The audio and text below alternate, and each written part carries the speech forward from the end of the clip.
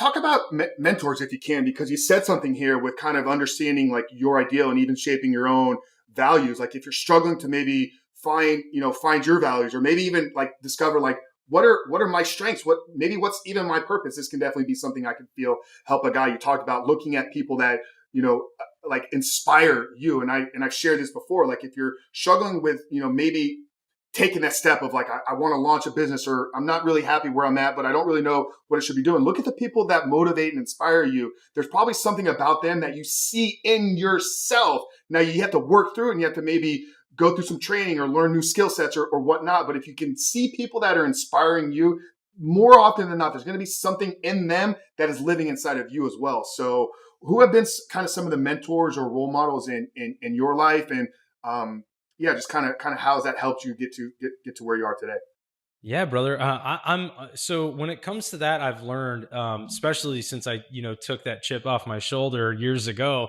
But when you realize that, people that are right next to you can be a mentor, or people right next to you can inspire you to change or want to add some trait into your blueprint that you believe and hold high value for, those mentors and influences can be all around you. And so for me, I've started to realize it's been guys that I've recently connected with. It's been guys in my tribe. One of my good buddies, two of my good buddies came actually just a couple weeks ago, and we were having a boys' weekend out here in Charleston and deep sea fishing. And the way they hold themselves as men, how loving and supportive they are, but how intelligent and how strong they are. They present these values that I'm like, wow, man, like I really want to add a little more of that into my life. And then, like you said, listening to podcasts are great ones. Like I see mentors, or I see people who inspire me, people who I look to for, guidance, kind of like mentors, maybe not in essence that I talk to them personally, but I see how they present themselves, how they speak, and I start to say, oh, that can be somebody who guides me. So it's not necessarily always somebody just immediately in your life. For me, my uncle's always been a huge mentor to me. A mentor right now in my life is Anthony Trucks. He and I have become good friends. I'm part of his mastermind. He's an amazing human being, but I look at him as a mentor, not because of who he is as like his notoriety. I look at him as the man he is. I've seen how he is with his kids and his wife. I see how he treats everybody he comes in contact with. Take away the fact that he was an NFL athlete. Take away the fact that he's an amazing speaker and business builder. As a man, I respect the hell out of him. And that's where I look to mentors, because that's somebody that I can say, wow, how he shows up with everybody that he touches. Everybody remembers him because of how he treats everyone and how he speaks and how he acts. Like he is an amazing dude. So that's another big mentor of mine. I've had other mentors in the past, like Chris Harder. He has a great podcast, For the Love of Money, and became a friend of mine as well. And then, other guys in my life like JB Spiso, who's a former, he was a former first sergeant in Ranger Battalion, amazing dude.